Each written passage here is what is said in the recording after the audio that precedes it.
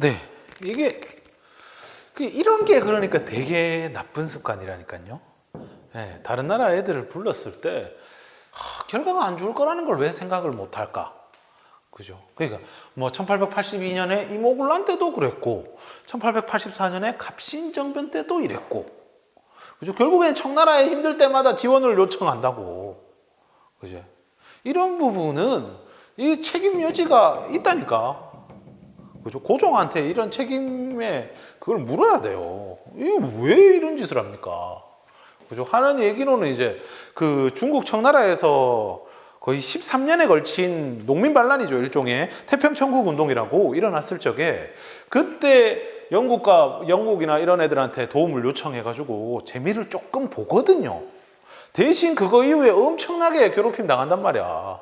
그런 거에 대해서 생각이 없는 거야. 그 역사 공부해야 됩니다. 세계사 공부해야 되고요. 세계사 공부 많이 해야 돼요. 알겠죠? 네, 그런 얘기입니다.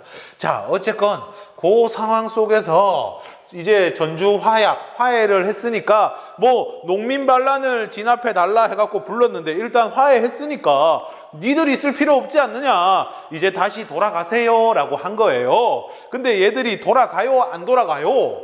안 돌아가요. 청나라는 그냥 미적지근하게 있었고 일본은요 아예 대놓고 청나라에 얘기합니다. 야, 우리 남아가지고 야들 가만히 놔두면은 이 나라 그냥 그대로 쭉 이 체제 그대로 가면은 농민 반란 또 일어날 거다. 고로 우리가 개혁시켜 주자라고 이야기를 한 거죠. 그래가지고 청나라의 반응은 미적지근하고 우리 정부는 아니냐 우리가 개혁할게. 너 그냥 가. 바쁜데 그냥 가. 와줘서 고맙고 우리 이제 다시는 만나지 말자. 가. 하면서 보내려고 교정청이라는 거를 설치해서 개혁을 하려고 합니다. 그러니까 전주 화약 이후에 동학은 집강소, 정부는 교정청이라는 거를 설치를 하는데 일본에서 가만 놔두지 않는 거지요. 어떻게? 일본에서 군사를 보내서요 경복궁을 점령해 버립니다. 경복궁을 점령해 버립니다. 그리고 교정청을 없애고요. 교정청을 없애고 새롭게 군국기무처라는 것을 만들어요. 그래서 요 군국기무처 안에서 개혁이 시작됩니다. 요 개혁의 중심 인물은 누구냐면은 김홍집이라고 이따 이 사람 얘기할 거예요. 그래서 요 때를 우리 교과서에 보면 이제 1차 김홍집 내각이다. 이렇게 적어놨어요. 뭐 군국기무처 중심의 김홍집 내각이다 라고 이야기를 했습니다. 그러면서 우리 안에서 나름대로 가보개혁이 시작이 되는 거죠. 그리고 일본은 우리나라한테 청나라 가라 그래 라고 하면서 아산에 주차돼 있던 정박해 있던 청나라의 배에 오메데또 하면서 폭탄을 선물로 하면서 이 아산에 와 있던 청나라 군대를 깨부수면서 뭐가 시작되느냐? 청일전쟁이 시작이 됩니다. 일본은요 벼르고 있었어요. 벼르고 있었습니다. 갑신정변 이후에 어떻게 보면은 갑신정변 때 일본도 별다른 준비 없이 들어갔다가 청나라한테 호되게 당하거든요. 결국엔 당한 셈이란 말이야. 그래서 그 이후로 10년 동안, 그러니까 1884년에 갑신정변이 끝나니까 1894년 10년까지 얘들 청나라를 어떻게 하면 싸울 수 있을까? 요거에 대해서 연구한다고. 그래서 그 결과물, 기회는 이때다. 군대 보낼 찬스 하면서 전쟁을 일으키게 되는 거지요. 그러면서 청일전쟁은 시작되고 정부에서는 가보개혁, 군국기무처를 중심으로 한 개혁을 시작합니다. 요때의 개혁은 그 전에 여기 동학농민운동 때 나온 이야기들, 갑신정변 때 나온 이야기들 이런 걸 섞어가지고 이래저래 하는데 요 시기에 개혁의 특징이 있다면 지금 일본이 되게 바빠요. 물론 이 군국기무처라는 이 부서 자체가 만들어진 거는 일본에 의해서 만들어진 거는 맞습니다만 요때는 청일전쟁 시작한 지 얼마 안 됐고 일본이 전쟁에 바빠서 조선의 개혁에 관심을 가질 수가 없는 상황이었어요. 그래서 우리가 김홍집 내각이 주도해가지고 많은 개혁을 합니다. 총 208개의 개혁안을 처리했다고 하거든요. 대표적인 걸 얘기하자면 이렇습니다. 쭉 적어볼게요. 뭐 정치적으로 그 의정부 밑에 6조라는 게 있었는데 이 옛날 시스템 가지고는 새로운 지금 급변하는 이 사회를 안 된다라고 해서 팔아문으로 개편을 하고요. 그 다음에 경제적으로는 재정 일원화라는 정책을 펼칩니다. 이 재정 일원화 얘기는요, 앞으로도 계속 나옵니다. 그 전에 갑신정변 14개조 정강에도 보면은 재정 일원화 얘기가 있고요. 나중에 2차 가보개혁대안은 홍범 14조에도 보면은 재정 일원화 얘기가 나오고요. 나중에 독립협회에서 하는 헌의 6조에도 보면은 재정 일원화 얘기가 나와 있어요. 그러면 이 재정 일원화라는 게 뭐냐? 돈을 한 곳에서 관리하게 한다 하는 거예요. 지금 보면 지극히 당연한데 옛날에는 그런 게 없었다고. 왕은 왕대로 지 맘대로 돈 갖다 써쁘고 그리고 관청마다 세금을 따로 걷어.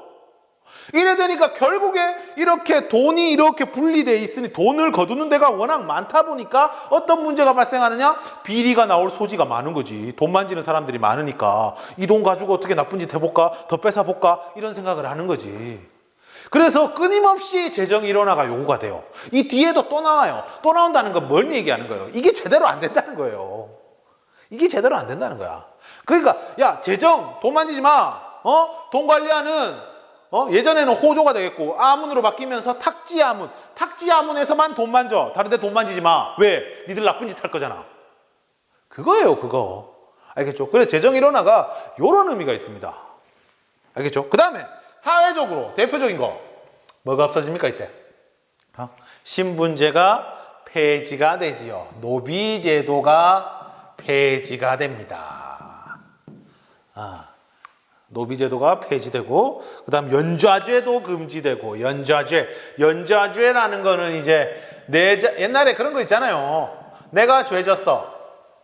그 큰 죄를 졌어. 그럼 어떻게 됩니까? 삼족을 멸한다라고 얘기를 하죠. 삼족이 외가 친척, 친가 친척, 친구까지 요 삼족이거든요. 이게 연좌죄라. 나머지 아들은 사실 죄가 있는지 없는지 모르잖아. 없겠지.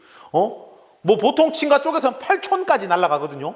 8촌 얼굴도 몰라요. 근데 뭐 반역을 저질렀다고 내까지 죽거나 노비가 돼야 돼? 억울하잖아. 이런 연좌죄 없앱니다.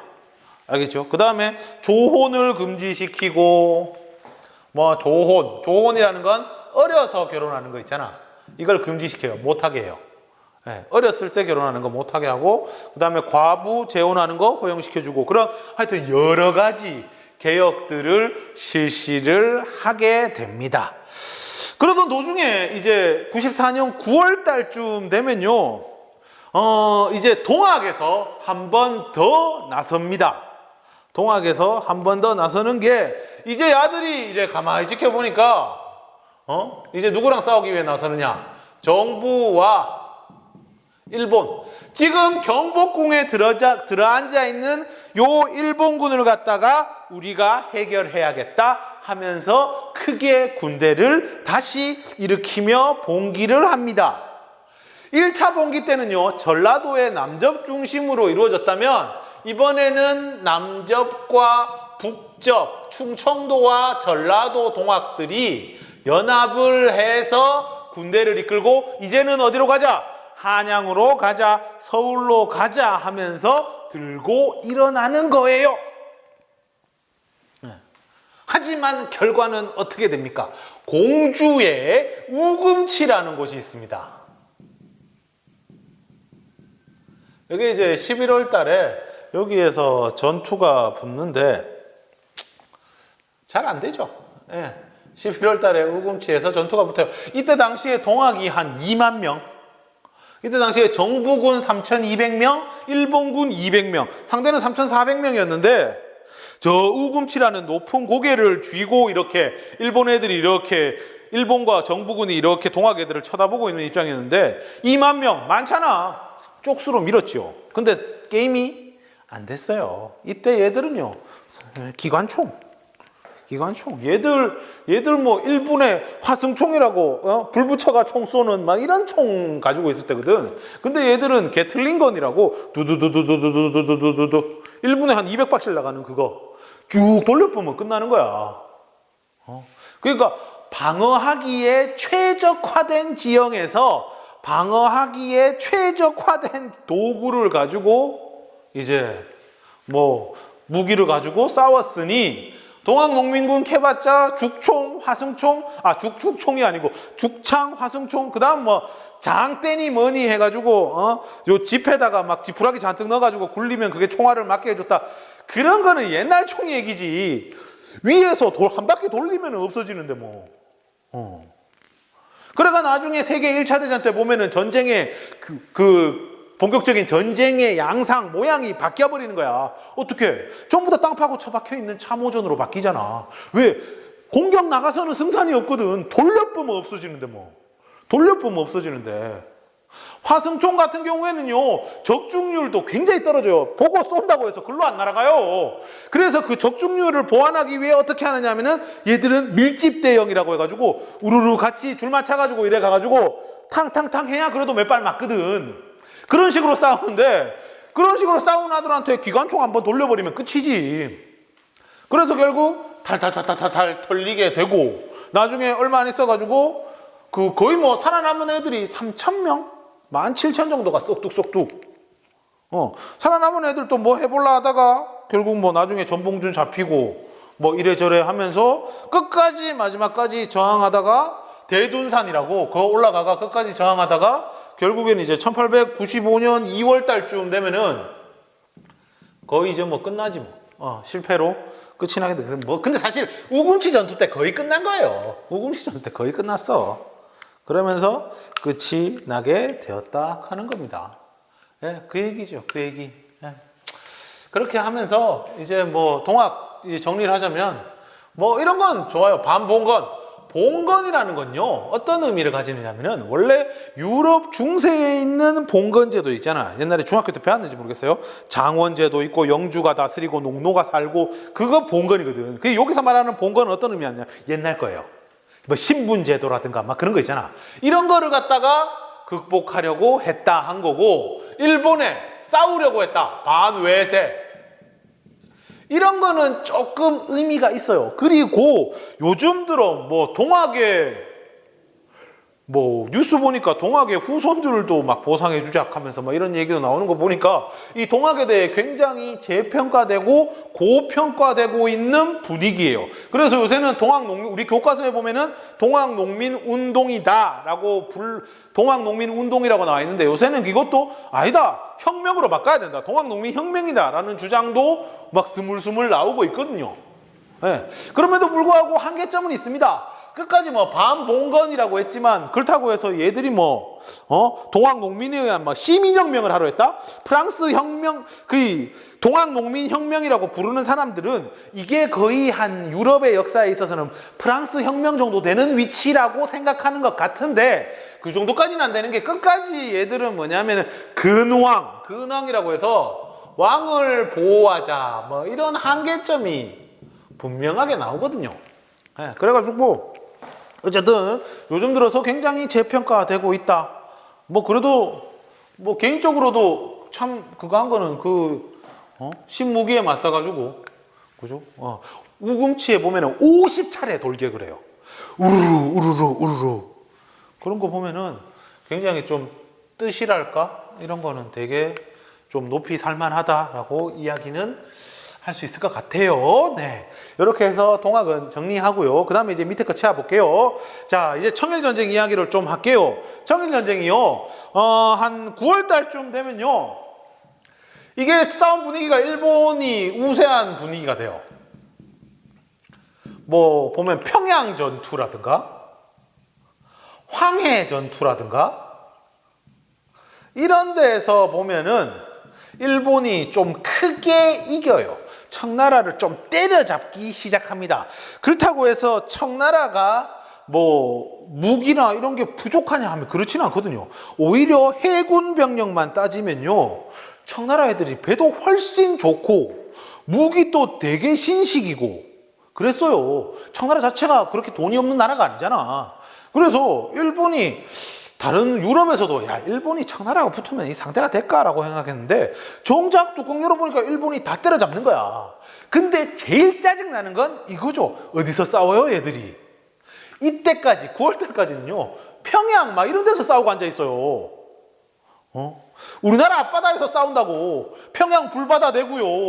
뭐 이때는 대포 쏘고 이런 전쟁이니까 집 다 뽕가지고 사람들 말려 들어가면 죽는 거고 막 이런 일이 벌어집니다. 그러니까 이게 머리 아픈 거죠. 뭐 뒤에 러일 전쟁은 안 그러나 우리나라에서 싸운다는 거예요. 예를 들면 뭐 이런 거죠. 904호 아저씨랑 1104호 아저씨가 어디서 싸우는 거야? 1004호에서 싸우는 거야. TV 던지고 김치 냉장고 던지고 우리 집에 있는 유리 창문 다 깨쁘고 뭐 난리가 나는 거예요. 이 꼬라지가 납니다. 어쨌든 청일 전쟁 일본이 이제 좀 여유를 찾았어요. 이제 아들이 여유를 찾아놓으니까 뭐야?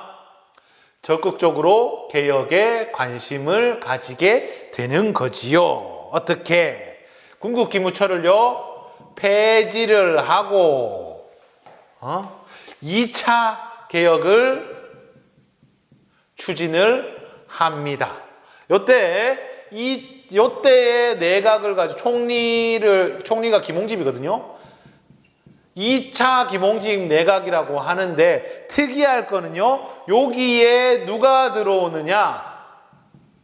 박영효가 투입이 됩니다. 박영효 알죠? 들어본 기억납니까? 언제 나왔어요? 갑신정변. 갑신정변 때 급진교아파의 일원이었던 박영효잖아요. 급진교아파의 일원이었던 박영효. 이 사람이 일본에 가서 뭐가 되느냐? 친일파가 되지요. 그래서 한번 얘기했었죠. 태극기 만든 사람 누구? 박영효. 근데 박영효는 나중에 뭐 했어요? 예, 친일파가 됐어요. 뭐 그렇게 되는 거죠. 그죠? 그 친일파 박영효가 요 내각에 들어갔다 하는 건 뭘 의미하는 거예요? 이제부터 일본의 간섭이 심화될 거라는 이야기지요.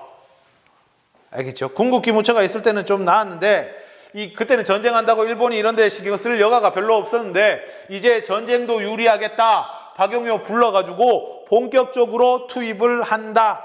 개혁에 간섭한다 하는 겁니다. 어떤 식으로요? 뭐 정치적으로는요. 그 전에 만들었던 파라문을 다시 7부로 바꿨고요. 그 다음에 홍범 14조라는 거를 발표해가지고 개혁의 뜻을 밝혀요. 어떻게 개혁하겠다. 홍범 14조도 교과서 103쪽에 보면은 일부가 나와 있습니다. 나중에 좀 보세요. 그 다음에 사회적으로는 이때 교육 입국조서라는 걸 만들어요. 교육이 필요하다.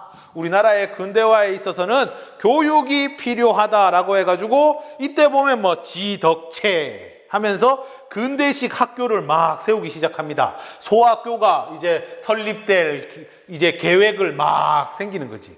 사범학교도 만들고요. 사범학교 선생님 뽑는 학교 있잖아. 교사 뽑는 학교 이런 것도 만들고요. 그 다음에 재판소도 분리하고.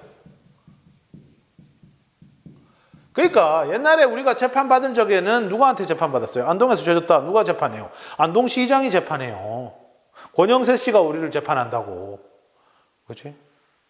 옛날에는. 근데 그거를 분리해버렸죠. 그러니까 옛날에 그 수령, 뭐 시장, 군수 이런 사람들이 뭐 하는 사람이었어요? 행정의 대빵, 군사적 대빵, 사법의 대빵 이런 걸 가졌죠. 이거를 분리를 했다 하는 이야기입니다. 알겠죠?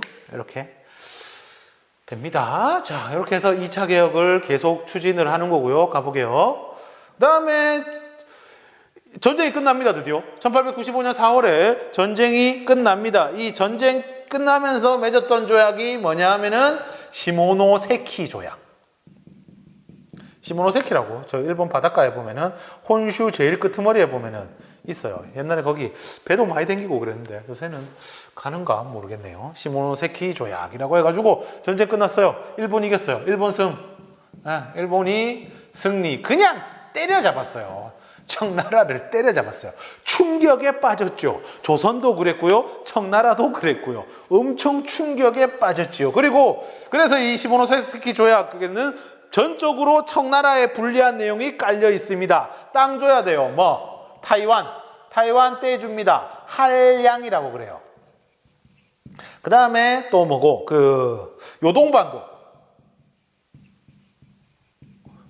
요동반도도 떼줘요. 그리고 막대한 보상금 2억량이나 되는 보상금을 받아갑니다. 2억량 같으면 어느 정도냐면은 당시 일본의 한 4년치 예산이었다고 해요. 4년치 예산. 근데 여기에서 요동반도가 이제 어디냐고 한다면요. 지도 또 그릴게요. 요동반도가 요에 튀어나온 땅, 여기가 요동 땅이거든요. 여기 랴오허라고 해서 료하강이 있는데 요하 동쪽 지역, 우리 옛날에 고구려가 차지하고 있었던 여기 탐내는 사람들이 되게 많았거든. 특히 누가 탐내느냐면 러시아가 이 땅에 공을 많이 들여놨어. 근데 일본 애들이 전쟁 이겼다고 요거를 가져가려고 하니까 러시아에서는 심기가 불편한 거지. 그래서 어떻게 지 혼자 얘기하기 좀 뻘쭘하니까 다른 애들을 끌어들입니다. 프랑스와 독일을 끌어들여요. 뭐라고 얘기하느냐? 야, 일본이 전쟁 한 번 이겼다고 너무 많이 가져가는 거 아이가? 이건 좀 아닌 것 같지? 하면서 이 세 나라를 꼬셔가지고 야, 요동반도는 좀 아닌 것 같다 하면서 삼국 간섭이란 걸 합니다. 러시아, 프랑스, 독일이지만 주도한 거는 러시아예요. 그래서 요동반도는 반납. 대신 위로금으로 3천만 양을 더 줘요. 그러면서 일본에서는 뭐야? 러시아에 대한 감정이 되게 안 좋아지는 거죠. 와, 중국 쪽에 땅 뻗칠 수 있었는데 러시아가 반대해서 그랬다라고 해서 요 돈에요 엄청나게 많은 비율을 어디에다 투자하느냐 하면은 군사비에 때려 넣습니다. 나중에 누구랑 붙으려고? 러시아랑 붙으려고. 이런 상황이 되게 됩니다. 자, 그러면 이거를 바라보고 있는 우리 정부의 생각은 어떨까요? 자, 시계 한 번만 볼게요. 미안합니다. 22분 40초네요. 자, 그러면 여기서 끊어갈게요.